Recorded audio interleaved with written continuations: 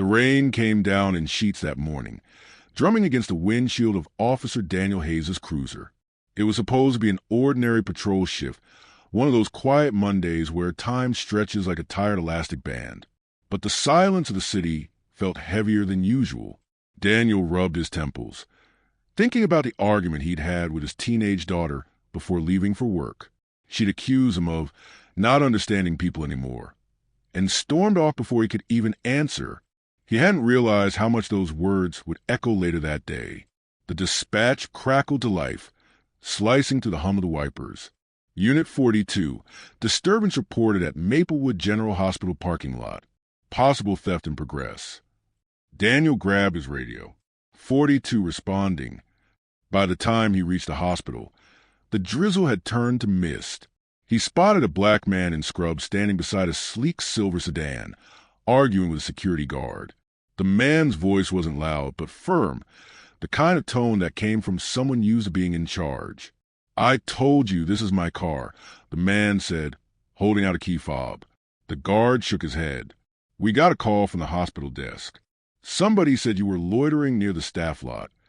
Daniel's boots splashed against the wet asphalt as he approached. His hand rested automatically on his belt, not on the gun, but near it. Training. Reflex. "Sir," Daniel said, trying to sound calm but authoritative, "can I see some identification, please?" The man turned to him, rainwater beading on his forehead. "Of course, officer," he said. He reached slowly into his pocket, pulled out a hospital ID, and handed it over. Dr. Elijah Brooks, cardiothoracic surgery. The badge read. Daniel's jaw tightened. He'd seen this type before, polished, confident, maybe even defiant. "And the car?" he asked. Dr. Brooks pressed the unlock button, and the car chirped obediently. "As I said, it's mine." Still, Daniel felt that itch, the quiet suspicion that something was off, the kind that crept in after too many years of hearing, "You can't be too careful." He circled the car, glanced at the license plate, radioed it in. The dispatcher's reply came fast. "That vehicle is registered to a Dr. Elijah Brooks. No record, no issues." So it checked out. But Daniel's eyes flicked to the security guard, who now looked uneasy, almost embarrassed. "He's been out here for a while," the guard muttered. "Said his key card wasn't working. I just want to be sure." Dr. Brooks exhaled. "I had a late surgery last night. My badge sometimes glitches after midnight shifts." He looked Daniel squarely in the eye. "Do you still need to hold me here, officer?" Something in that tone, respectful but edged, rubbed Daniel wrong. He'd spent years keeping order, giving commands. When someone questioned him, it felt like a crack in the wall he'd built between his badge and the world. "Sir," he said, voice firm, "step back from the vehicle, please." Dr. Brooks frowned. "Excuse me?" "Step back, sir. Just standard procedure." Rain slicked the asphalt as tension crackled between them. Passers-by slowed to watch.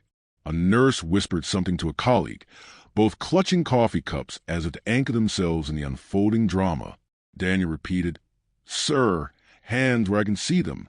Dr. Brooks hesitated, disbelief flashing across his face. "Are you serious right now? I'm a surgeon here." "Then you should understand compliance saves time," Daniel said flatly. Brooks lifted his hands, palms open. His voice dropped, heavy with restraint. "I'm not a threat to you."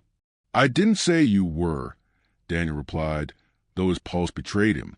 The years of conditioning, of control first, question later, hummed through him. The security guard shifted awkwardly. "Officer, maybe it's okay." Daniel's tone cut through the drizzle. "I'll handle it." When Daniel stepped closer, his radio caught on his sleeve, crackling static into wet air. He reached for the cuffs, procedural, detached, automatic. "Sir, you're being detained until we confirm your clearance with the hospital." Dr. Brooks's face froze in stunned disbelief. "You're detaining me?" "For unlocking my own car." "It's just temporary," Daniel said, though even he knew how hollow it sounded. The cuffs clicked. The sound sliced through the quiet like metal guilt. By the time they walked toward the cruiser, a small crowd had gathered, nurses, orderlies, a janitor in a faded blue uniform. Some filmed on their phones. Daniel ignored the murmurs, focusing on the weight of authority pressing against his shoulders. Inside the cruiser, Brooks stared out the window, silent but trembling with contained anger. His hands, now cuffed, looked wrong. Surgeon's hands, steady and precise, made for saving lives, not press against steel. Daniel sat behind the wheel, tried to ignore the pounding of his own pulse. He reached for the dashboard computer, pulling up the hospital's personnel records to cross-check the ID. The system was slow, sluggish, just like every government portal on a rainy morning. As it loaded, his gaze drifted to the passenger seat, where Brooks's ID badge lay. The photo, same calm, intelligent face, didn't match the suspect Daniel's mind had conjured. Something uneasy twisted in his gut. "Officer," Brooks said quietly, "can I ask you something?" Daniel didn't answer right away. "Do you have kids?" The question startled him. "Yes," Daniel said cautiously. "A daughter?" Brooks nodded slowly. "Then you know what it's like to work yourself to bone for them, to make sure they have every door open that was once closed to you." His voice cracked slightly, emotion breaking through the restraint. "I didn't fight my way through 12 years of medical school just to be treated like a criminal for existing near my own car." Daniel's jaw clenched. "I'm just doing my job." Brooks turned his head, meeting Daniel's eyes through the reflection in the rain-streaked glass. "No," he said softly. "You're hiding behind it." That landed like a punch. Daniel looked away, swallowing hard. The computer finally beeped. Personnel match confirmed. Valid employee. No record. Daniel exhaled, tension collapsing like a deflated tire. He stepped out, opened the back door. "You're free to go, doctor." Brooks didn't move right away. "You think that's enough?" he said quietly. "To uncuff me and pretend it never happened?" Daniel said nothing. Brooks stepped out slowly, rubbing his wrists. "One day," he said, voice barely audible, "you'll understand what this feels like." He walked away without looking back. Daniel stood there, rain dripping from his cap, watching the man vanish into the hospital. He didn't know that, in less than 24 hours, he'd be back in the same hospital, not as an officer, but as a father, praying for the man he'd just humiliated to save his daughter's life. That night, Daniel couldn't sleep. The rain had stopped, but his mind hadn't. Every time he closed his eyes, he saw the cuffs clinking around Dr. Brooks's wrists, saw the reflection of humiliation in the man's eyes. He told himself he'd done everything by the book, that he had followed protocol. But the book didn't explain why his chest felt tight, why his own daughter's words from that morning wouldn't stop echoing in his head. You don't understand people anymore. He sat at the kitchen table long after midnight, staring into his untouched cup of coffee. The house was dark, except for the dim yellow light over the sink. Family photos lined the wall. His wife before the illness took her smile, his daughter Emily as a child, missing her 2 front teeth, holding up a Best Science Fair project ribbon. He'd always told her to work hard, to follow rules, to believe that good people got good outcomes. But as he stared at his reflection in the dark window, he began to wonder if he'd been lying to both of them. When dawn crept through the blinds, Daniel put on his uniform mechanically, like armor. His radio crackled as he started the cruiser, the familiar static greeting him like an old friend. The world outside seemed washed clean, but his conscience wasn't. Halfway through his shift, he got the call that would change everything. Unit 42, possible 10 to 50 on Highway 19. Teenage female, critical condition. Transported to Maplewood General. Parent contact listed as Officer Daniel Hayes. For a moment, everything stopped. The radio repeated the message, but his mind refused to catch up. Then the words landed like ice in his veins. Emily, teenage female, critical condition. He slammed the car into drive. Sirens wailing. The city blurred. Traffic lights bled red into streaks of color as he sped through intersections. Every second felt like punishment, every turn an accusation. When he burst into the hospital lobby, the nurse at the desk recognized the panic in his face before he even spoke. "Car accident," she said quickly. "She's in surgery now. Dr. Brooks is operating." The name hit him like a physical blow. Brooks. For a heartbeat, Daniel's breath caught. He felt his throat close, guilt colliding with desperation. Is she? His voice cracked. Is she going to be okay? The nurse hesitated. She lost a lot of blood. But Dr. Brooks is one of the best. If anyone can save her, he can. Daniel's legs wavered. He stumbled into a chair, the sterile smell of antiseptic surrounding him like judgment. The same corridors, the same faces, but everything looked different now. He was no longer in control. No badge, no authority, no voice that mattered. Hours passed, though he couldn't tell how many. The ticking of the wall clock was unbearable. Every time a nurse walked past, he looked up, searching for answers that didn't come. Finally, the double doors opened. Dr. Brooks stepped out, mask hanging around his neck, scrub stained with faint traces of blood. His eyes were tired but steady. Daniel jumped to his feet. "Doctor, my daughter Emily Hayes, please." Brooks looked at him for a long, silent moment. There was no anger in his face, only a quiet gravity. "She's stable," he said finally. "We managed to stop the internal bleeding. She'll need time, but she's strong." The word should have brought relief, but Daniel felt only shame. The man he had humiliated hours earlier had just saved the most important person in his life. He tried to speak, but the words caught in his throat. I don't know what to say." Brooks nodded slowly. "Then don't say anything. Just be her father." Daniel sank into the chair, head in his hands. The sterile hallway buzzed faintly, a nurse cart squeaking, the low hum of fluorescent lights. He wanted to thank him, to apologize, to undo what had been done. But how do you apologize for something you don't fully understand? A few minutes later, Brooks returned with a clipboard.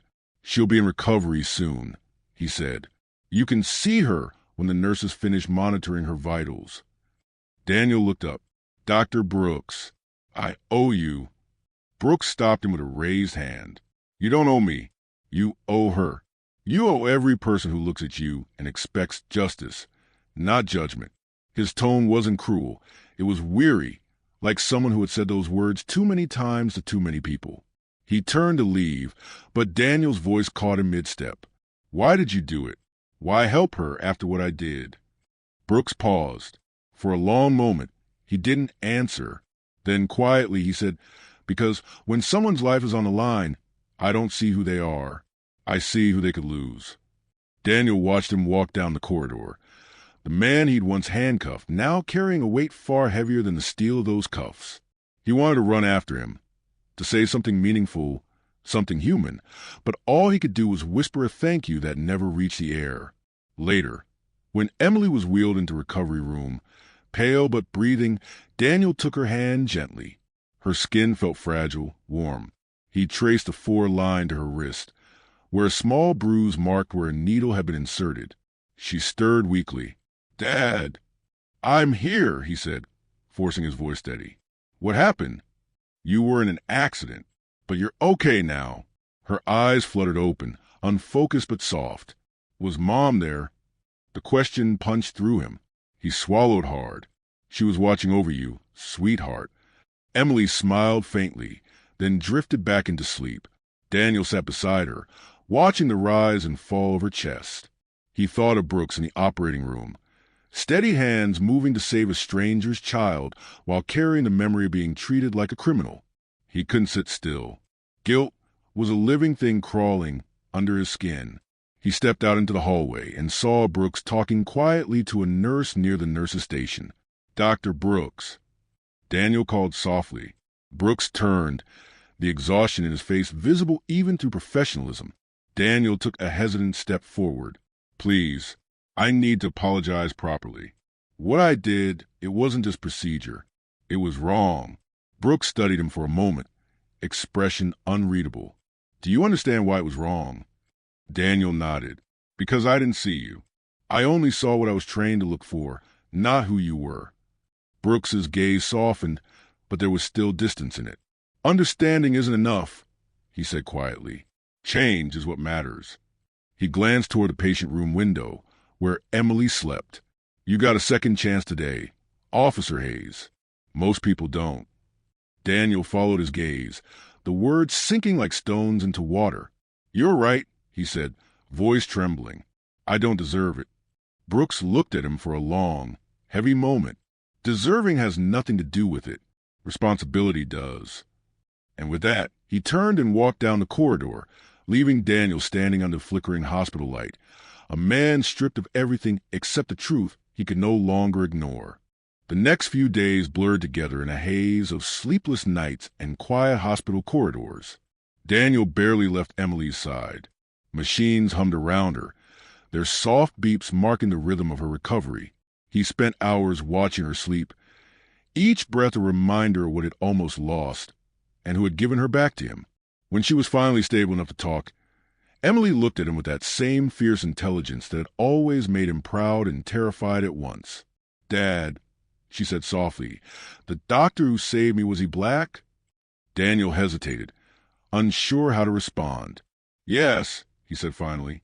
She nodded slowly, as if confirming something she'd already known. "And you arrested him?" He looked away. "You heard about that?" The nurses were whispering. "Someone said you brought him in a few days ago." Her voice cracked. "Is it true?"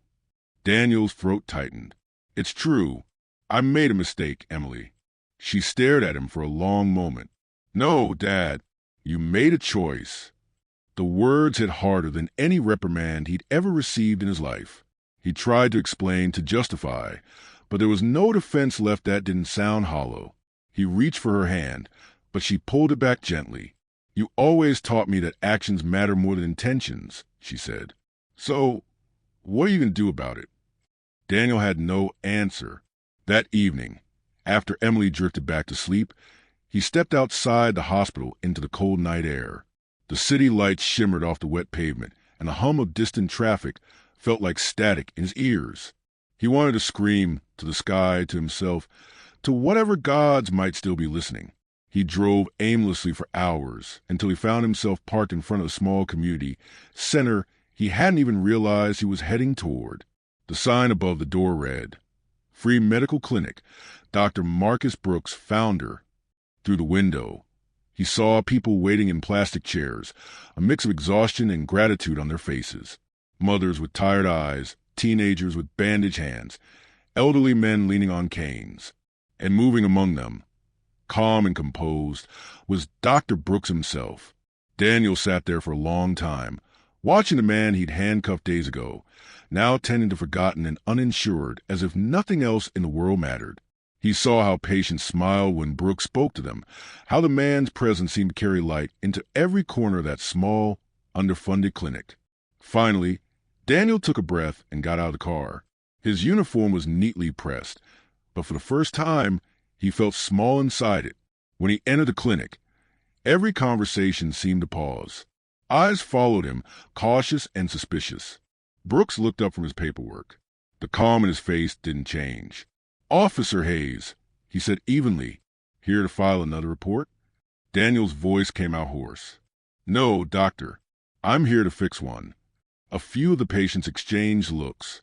Brooks set down his pen and folded his arms. "Go on." "I came to apologize," Daniel said quietly.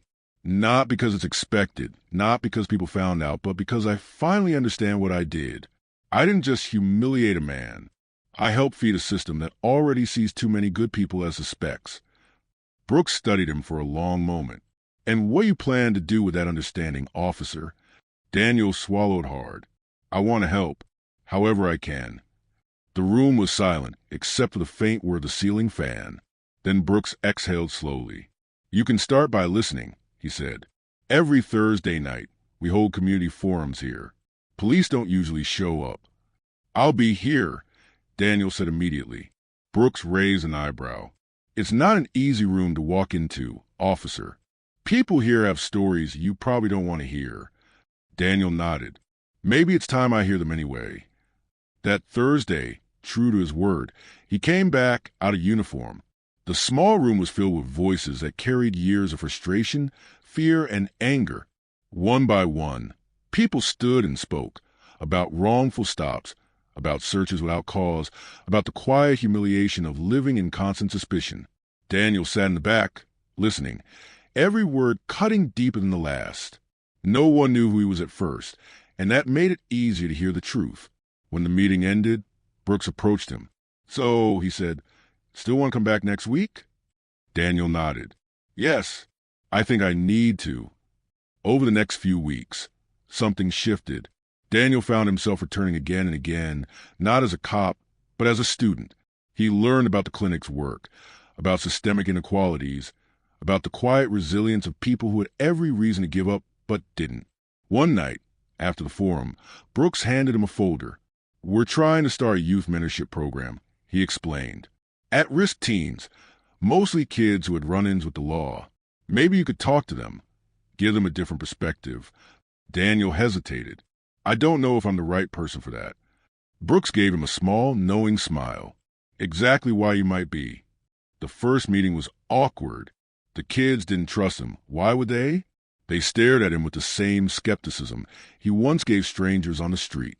But when he told them about Emily, about the accident, about the man who saved her life, the same man he once arrested, their expressions changed.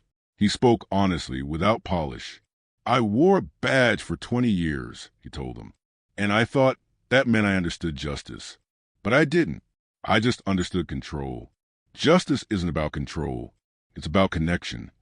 By the time he finished, a boy in the back, maybe 16, with tired eyes, raised his hand. So what now, officer?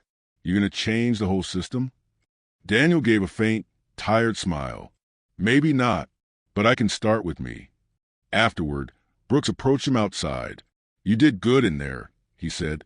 Daniel shook his head. No, they did. They listened. I don't deserve that. Brooks looked at him for a moment, then said quietly, maybe grace isn't about deserving. Maybe it's about what you do once you've been given it. That night, Daniel drove home under a bruised purple sky.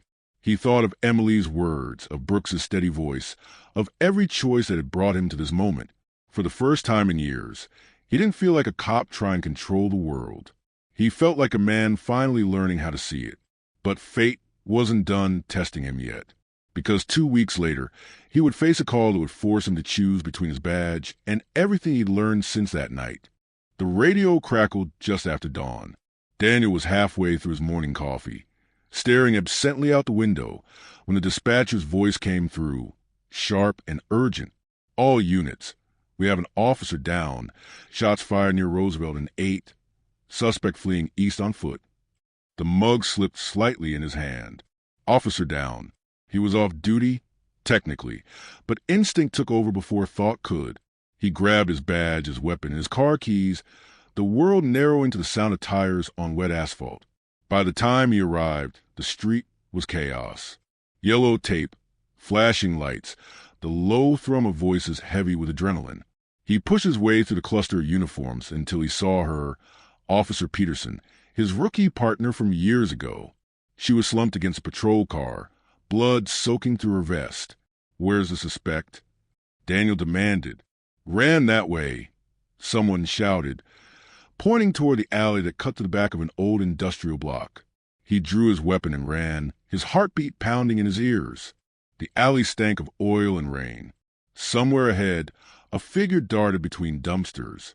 Daniel raised his gun. Police, stop. The figure froze. Hands lifted. Slowly, the suspect turned around, and Daniel's stomach dropped. It was one of the boys from the mentorship program, Malik, 16 years old.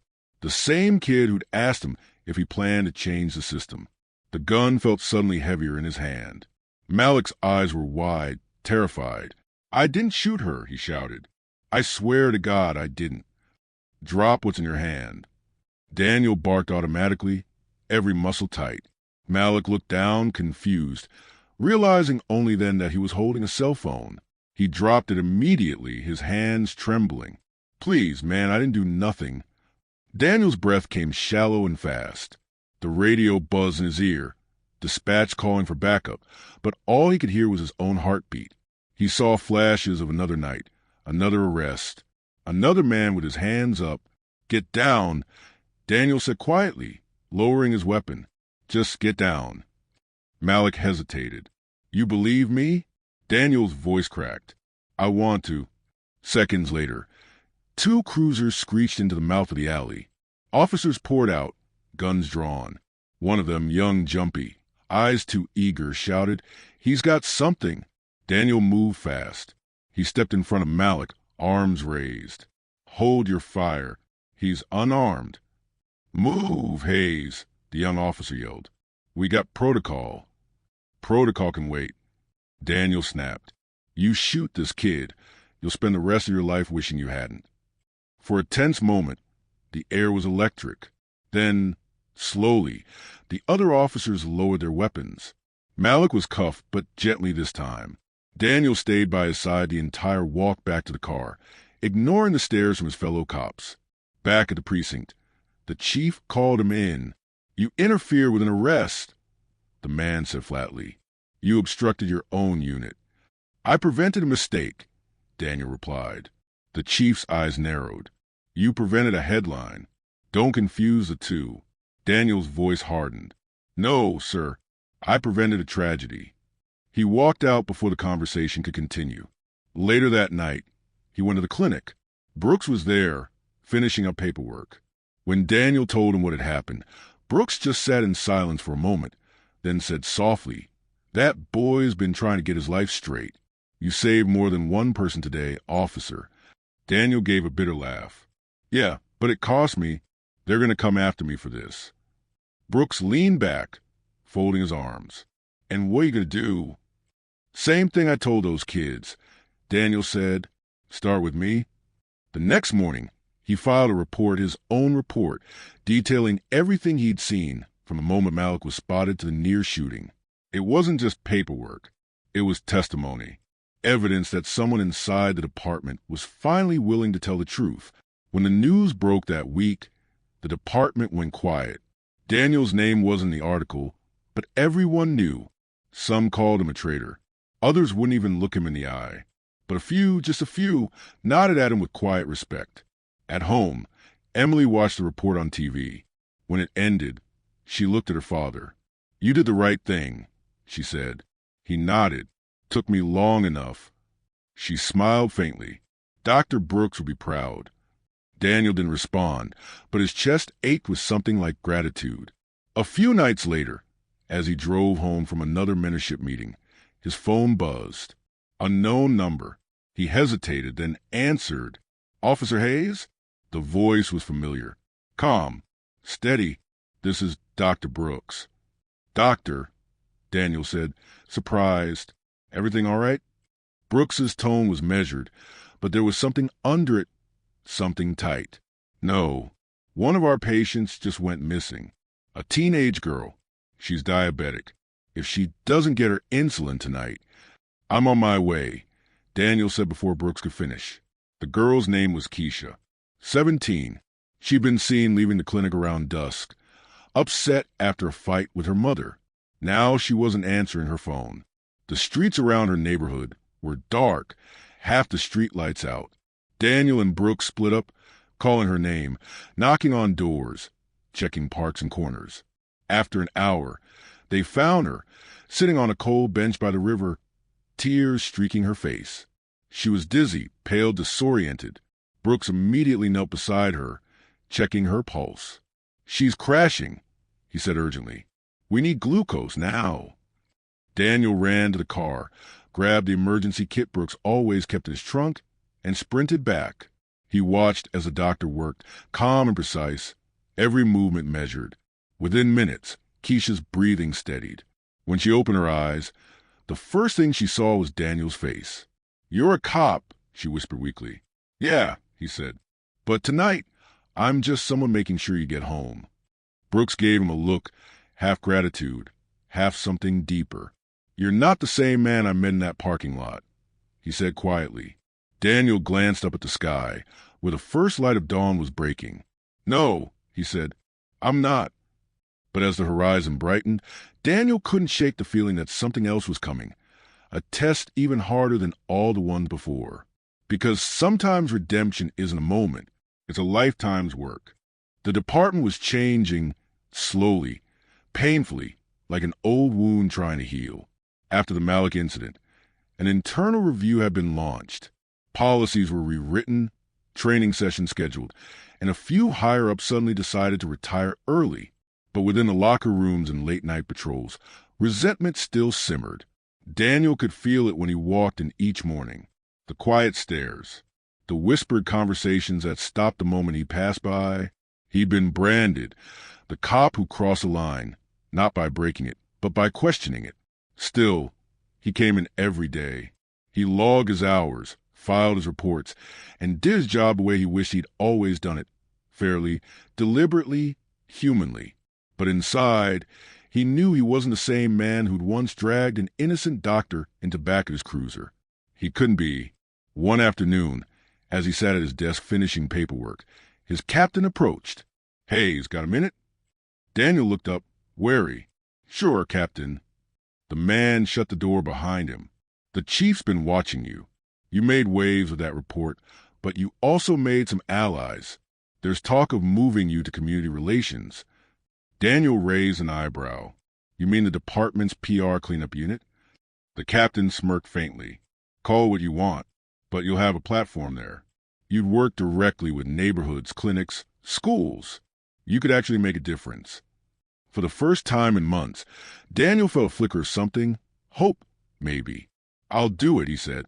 That evening, he stopped by the clinic to tell Brooks the news. The waiting area was crowded as always, filled with people who couldn't afford hospitals but still needed care. Brooks looked up from his charts, and Daniel told him about the transfer. "That's good," Brooks said with a nod.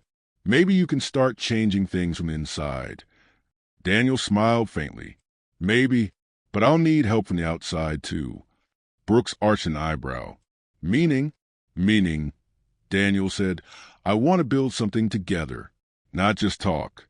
Real change, workshops, training sessions, youth outreach. We could combine what you do with what I'm trying to fix." Brooks leaned back in his chair, studying him. "You're serious?" "Dead serious." A slow smile spread across the doctor's face. "Then let's make it happen." The next few weeks were a whirlwind. They launched a pilot program, Bridges, a collaboration between the local police precinct and Brooks's clinic. It started small: community dialogues, mentorships, first aid training for officers, and know your rights sessions for residents. The first event drew a cautious crowd. People didn't know what to expect. Some came out of curiosity, others out of anger. But when Daniel stepped up to the microphone beside Dr. Brooks, something changed. He didn't speak like a cop trying to defend his badge. He spoke like a man who had seen what fear could do on both sides of the line. "I can't undo what I've done," he said, "but I can make sure I never do it again. And maybe, just maybe, I can help others see what I didn't." The room went quiet. Then a single person clapped. Then another, and another. By the time the night ended, people were coming up to talk, to share, to ask questions. It wasn't perfect, but it was a start. Weeks turned into months. The program grew. The local paper did a feature story on the cop and the doctor, and suddenly other precincts wanted to replicate it. Daniel and Brooks found themselves giving talks, sitting on panels, even testifying at a city council meeting about police community reform. But change, as they both knew, never comes without backlash. One morning, Daniel arrived at the precinct to find his locker vandalized. Spray paint across the door. 3 ugly words: Traitor 2 Blue. He stood there in silence, the smell of paint sharp in the air. A few officers walked by, pretending not to see. One of them muttered something under his breath, something Daniel didn't need to hear to understand. He didn't clean it. He left it there, a scar to be seen. By the end of the day, someone else had wiped it off. He never found out who. That night, he sat in his car outside the clinic, staring at the glow of the windows. Inside, Brooks was talking to a group of volunteers, his voice steady, calm, reassuring. Daniel realized then how different they were, and how much he'd learned from the man he'd once wronged. He thought about the night of the arrest, the rain, the flashing lights, the handcuffs. He could still hear his own voice barking orders, could still see the humiliation in Brooks's eyes. He thought that kind of regret would fade over time. It hadn't. It had transformed into something else, a compass pointing him forward. A few weeks later, tragedy struck again. It was a Saturday evening. The clinic was closing up when gunfire erupted across the street. Two rival groups had clashed, and panic rippled through the neighborhood. People screamed, scattering in every direction. Daniel, who happened to be nearby, rushed in without thinking. He found Brooks kneeling beside a teenage boy bleeding out on the sidewalk. The doctor's hands were steady even as the chaos unfolded around them. "Pressure here," Brooks shouted. Daniel dropped to his knees, pressing a hand against the wound as Brooks worked. Sirens wailed in the distance. "Stay with me, kid," Brooks murmured. "You're gonna make it." But the boy's breathing grew shallow. His eyes rolled back, and before the ambulance arrived, he went still. Brooks sat back, his face pale, his gloves soaked in red. "He was 17, he whispered. 17. Daniel placed a hand on his shoulder. "You did everything you could." Brooks looked up, eyes burning. "It's not enough anymore. I can't keep patching up the aftermath. Something has to stop this before it starts." Daniel nodded slowly. "Then we make it bigger. Bigger than just us."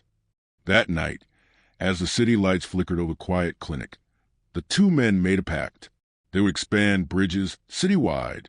They would bring in other departments, hospitals, community leaders. They would turn one act of redemption into a movement. And for the first time since that night in the parking lot, both men felt like they were standing on the same side of something that mattered.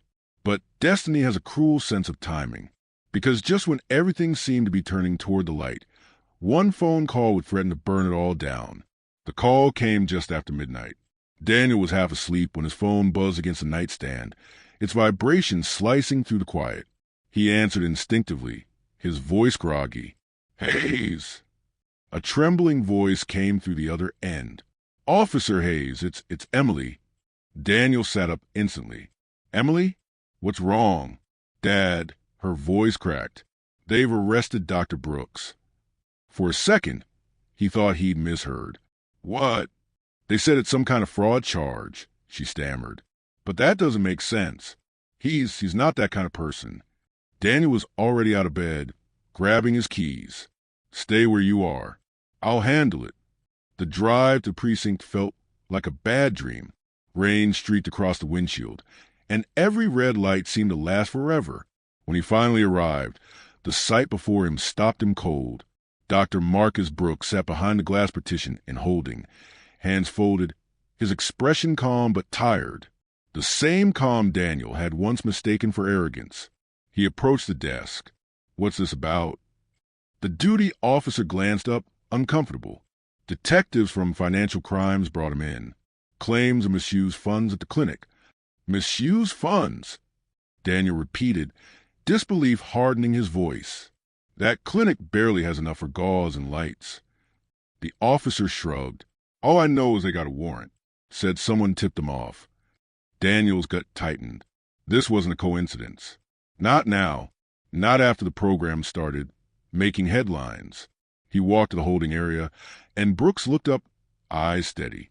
"Guess we've come full circle," the doctor said quietly. "Not this time," Daniel replied. "I'm getting you out." Brooks gave a faint, tired smile. "It's all right, officer. I've been through worse."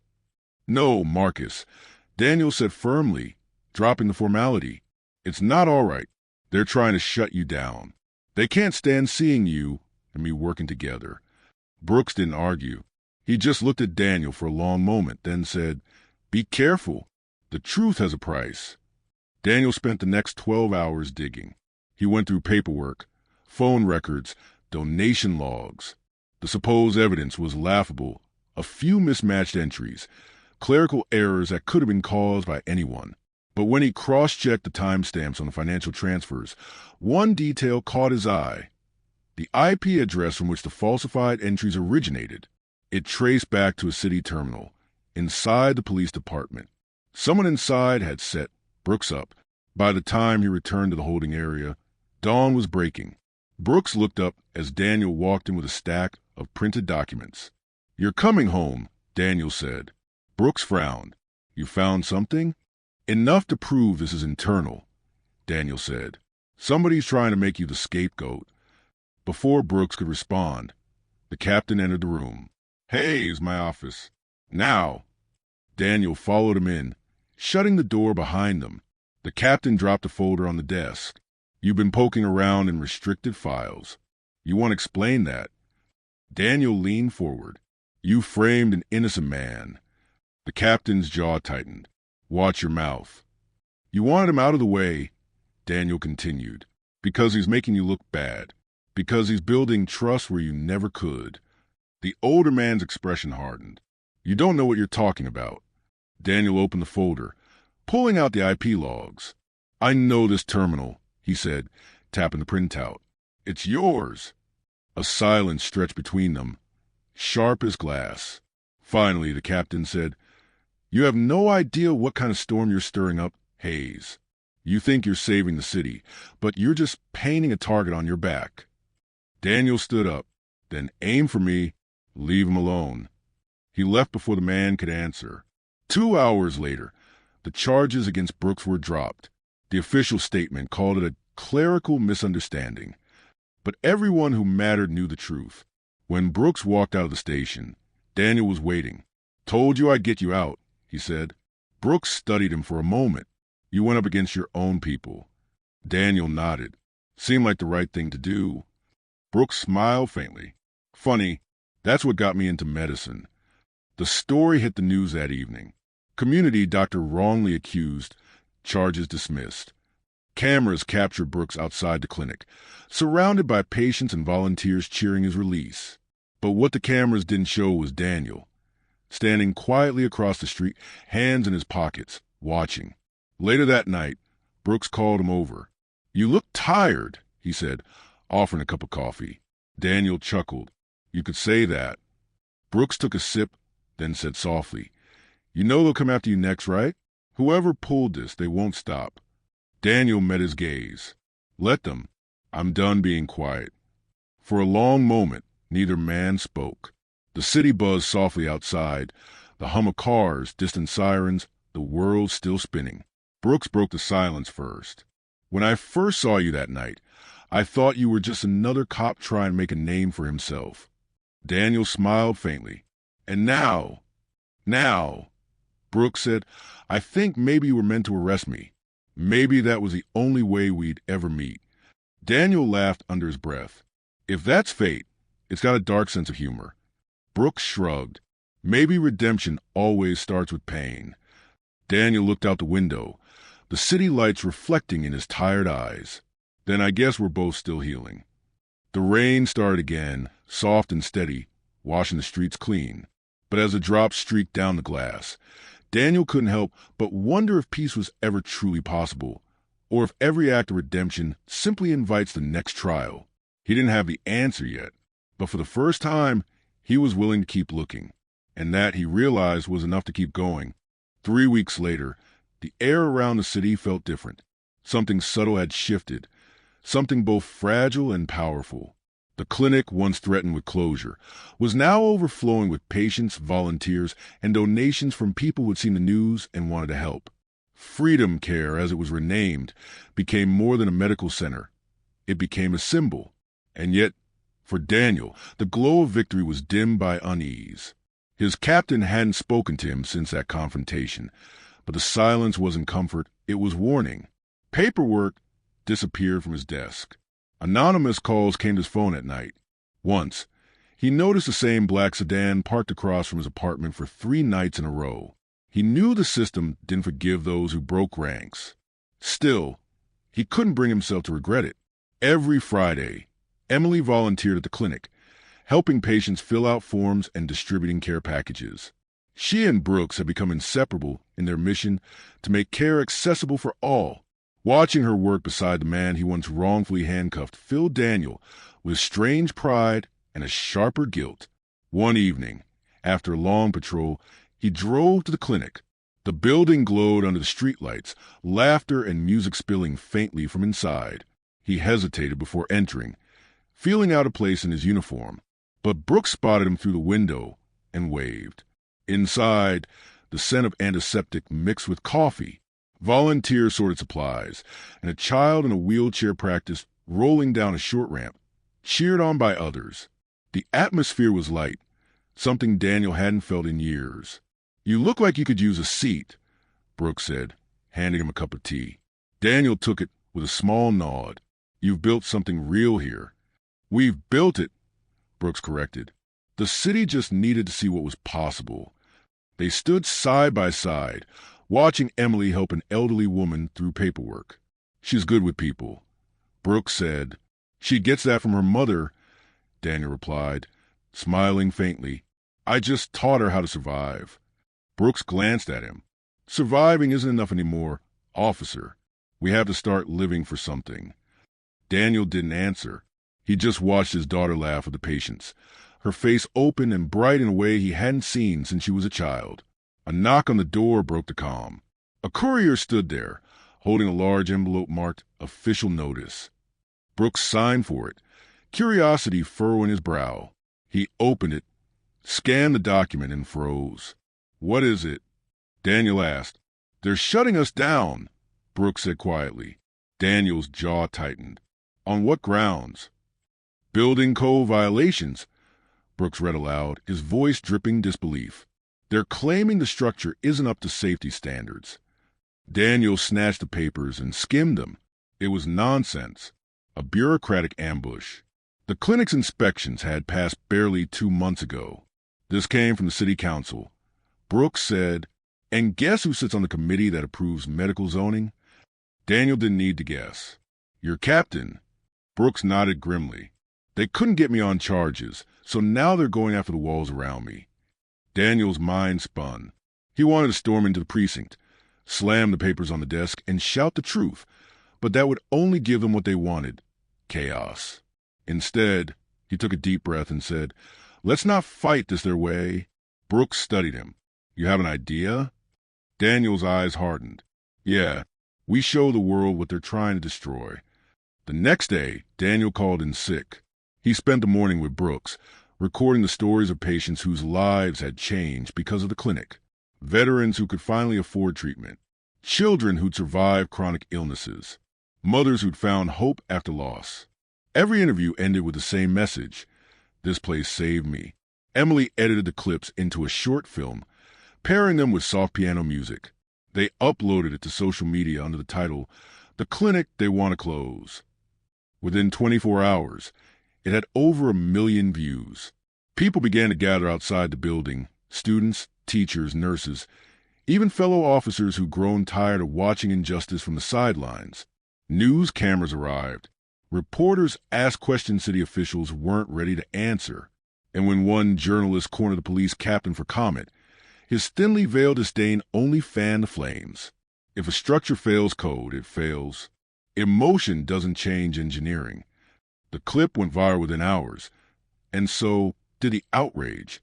2 days later, the city issued a temporary halt on the closure notice, pending further review. Brooks stood in the clinic's doorway, watching the growing crowd. You did this, he said to Daniel. Daniel shook his head. We did this. You, my daughter, and every person who refused to stay quiet. Brooks smiled. You ever notice how change always looks impossible right before it happens? Daniel chuckled softly. And then afterward, everyone pretends it was inevitable. For a moment, they stood in silence, letting the weight of everything settle. But Daniel knew better than to believe the fight was over. The system never surrendered. It only paused to reload. That night, as he drove home, headlights flared behind him. A car followed too closely, turning when he turned, slowing when he slowed. He knew that pattern well. He pulled over on a deserted street, hand resting near his holster, ready for confrontation. But the vehicle rolled past, slowly, and disappeared. Daniel sat there, heart pounding, before finally exhaling. It wasn't fear. It was a realization that the line he'd crossed was one he could never return from. He wasn't just a cop anymore. He was something else, someone willing to expose what others buried. And for the first time in his career, that felt like freedom. The next morning, he woke to a text from Brooks. They're opening an investigation into your captain. Daniel stared at the message, a slow, disbelieving smile spreading across his face. It had begun. The investigation hit the precinct like a storm. Officers whispered in corridors. Files vanished from cabinets. The captain's once unshakable confidence began to crack. replaced by tight smiles and sudden outbursts. Daniel could feel the shift in the air every time he walked through those doors. The same men who once mocked him now avoided eye contact. The same ones who'd sneer at his apology to Brooks suddenly asked if he was doing okay. They weren't worried about him. They were worried about what he might say. At his desk, an email notification blinked. Internal Affairs request. Statement regarding incident involving Officer Daniels and Dr. Brooks. He leaned back, reading it twice. They were calling him in. He knew this was his chance, not just to defend himself, but to expose everything. That night, he couldn't sleep. Emily sat across from him at the kitchen table, a mug of untouched tea cooling between them.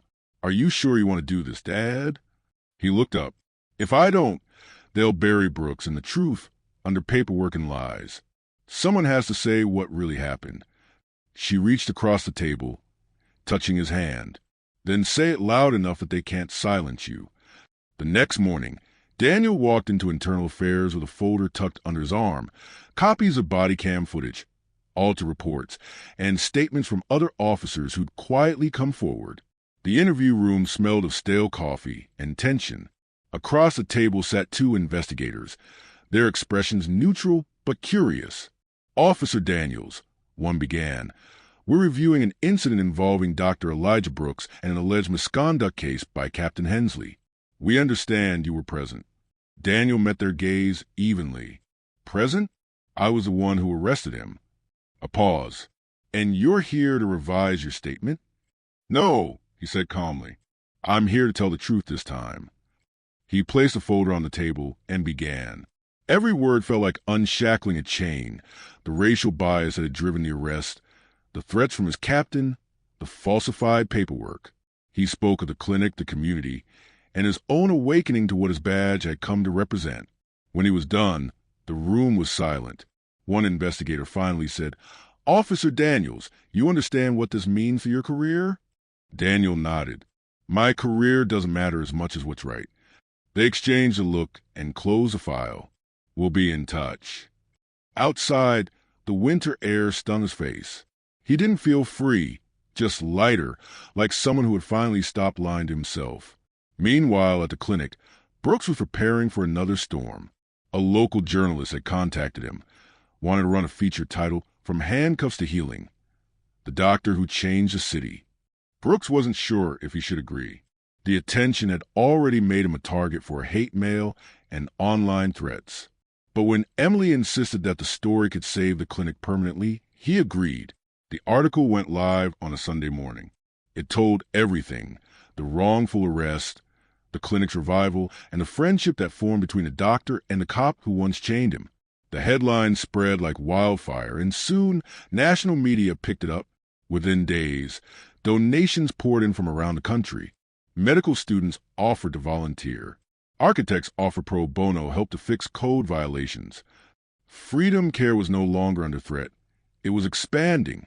But as the light grew around Brooks, the shadows lengthened behind Daniel. One night, as he returned home, he found his front door slightly ajar. His hand instinctively went to his holster. Inside, drawers were open, paper scattered. Nothing valuable was gone. But the folder he'd given Internal Affairs copies of, its duplicates were missing. He froze, realizing what that meant. Someone inside the department was cleaning up. He called the investigators, but both lines went straight to voicemail. Then a text flashed on his phone from an unknown number. "You talk too much, officer. Remember who signs your paycheck." He stared at it, anger rising in his chest. Then he typed back, "Not for long." The next morning, he marched into the precinct and placed his badge on the captain's desk. Hensley looked up from his paperwork, eyes narrowing. "You think this makes you a hero, Daniels?" Daniel met his gaze. "No, but it makes me a man again." Hensley smirked. "You'll regret this. You always regret crossing power." Daniel turned to leave, but stopped at the door. "Funny, that's exactly what you said to Brooks." He didn't look back. Outside, the world felt cold but honest. For the first time in decades, he wasn't hiding behind blue walls or moral excuses. He was just a man, strip-bare illusion, walking towards something real. That afternoon, Brooks called. "I heard what you did." "Had to," Daniel said simply. "Then you're coming to the clinic tonight. We've got something for you." When he arrived, the waiting room was filled with people, volunteers, patients, students, journalists. In the center stood Emily, holding a framed certificate. Brooks stepped forward. "For courage in service of truth," he said, reading the words aloud. "For proving that justice doesn't wear a uniform. It lives inside those who dare to see beyond it." Applause filled the room. Daniel felt his throat tighten as Emily placed a frame in his hands. He looked around to faces, different colors, ages, stories, all united by something he'd spent most of his life not understanding. Compassion without condition. Brooks extended his hand. "Welcome to Freedom Care, officer." Daniel hesitated, then smiled. Just Daniel now. Laughter broke out. The weight he'd carried for years finally lifted, replaced by a fragile peace that felt earned. But just as the crowd settled, Brooks' phone buzzed. His smile faded as he read the message. Emily noticed.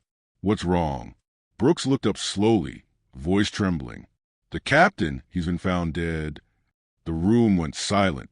Daniel felt the blood drain from his face. "How?" he whispered. Brooks shook his head. "They're calling it suicide. But the message you left behind, there's something about you." The news spread through the city before dawn. Captain Hensley, found dead in his home. The official report said self-inflicted gunshot wound, but the details didn't sit right. Too neat, too fast, too convenient. Daniel sat on the edge of his bed, staring at the glow of his phone screen.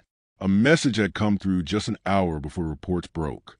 No name, no number, just a single line. He wasn't the only one who pulled the strings. His pulse quickened. The system didn't eat its own unless someone higher up demanded it. And that meant there were layers to this he hadn't yet touched. Emily came into the room quietly, holding 2 cups of coffee. "You okay?" He didn't answer right away. You ever feel like you win one battle, but lose the rest of yourself doing it? She sat beside him, wrapping her arms around his shoulders. "You didn't lose yourself, Dad. You found the part that's been buried." Her voice steadied him, but he could feel it in his bones. The story wasn't finished. Not yet. Later that morning, Daniel drove to the precinct. The building loomed as it always had, gray and unfeeling. He walked past his old locker, his reflection faint in the steel, and felt the ghost of his former self fading into memory. On his way out, a young officer stopped him. "Sir," the man said hesitantly, "I saw what you did about the doctor. I just wanted to say, I think you did the right thing." Daniel smiled faintly. "Then promise me you'll keep doing it, even when it's a hard thing." The officer nodded. "Yes, sir." When Daniel stepped back outside, the city air felt cleaner somehow, as if the world had exhaled after holding its breath too long. At the clinic, Brooks was in his office, the blinds half open. A pile of letters covered his desk, thank you notes, donations, requests for help. Yet he looked uneasy. They found something in Hensley's files. Brooks said quietly when Daniel entered. Transfers. Payments. A private contractor tied to several city officials. The kind that hides behind charity fronts and policy committees. Daniel frowned. "You're saying the arrest wasn't just bias, it was ordered?"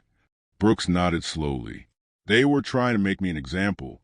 Shut me down before we expose the corruption in hospital funding." The revelation hit Daniel like a cold wind. So all of this was never about race alone. It was about power. Brooks sighed. Power always wears disguise. Racism just happens to be its favorite mask. They sat in silence for a long while. Outside, the hum of patients filled the air, a melody of healing that refused to die. Finally, Brooks said, "I'm going public. The people deserve to know how deep it goes." Daniel looked at him sharply. "You'll be risking your life." Brooks smiled faintly. "You think I haven't been risking it every day already?" Daniel didn't argue. He just reached into his pocket and pulled out a USB drive. "Here," he said, "backup of Hensley's logs. You'll need it." Brooks accepted it. their eyes locking for a moment that said everything words couldn't: trust, forgiveness, and the shared understanding of men who had both stood on the wrong side of something before crossing over. That evening, the city lit up with headlines. Doctor exposes web of corruption in city health department. Police officer turned whistleblower confirms evidence of cover-up. The mayor issued statements. The council scrambled. And for once, the truth wasn't whispered, it was shouted. But even victory carries ghosts. Days later, at a memorial held for victims of medical neglect, Brooks spoke before a crowd of thousands. Cameras flashed, but his tone was steady, personal. "When I was arrested that night," he began, "I thought I'd reached the end of my faith in people. But then a man who wore the same badge that hurt me chose to do something that healed me instead. That's the real power we have, not to punish, but to change." In the front row, Daniel sat beside Emily, eyes wet but proud. Brooks looked directly at him as he finished. Sometimes justice doesn't come from the courtroom or the badge. It comes from the courage to say, "I was wrong," and to keep walking forward anyway. The crowd rose to its feet.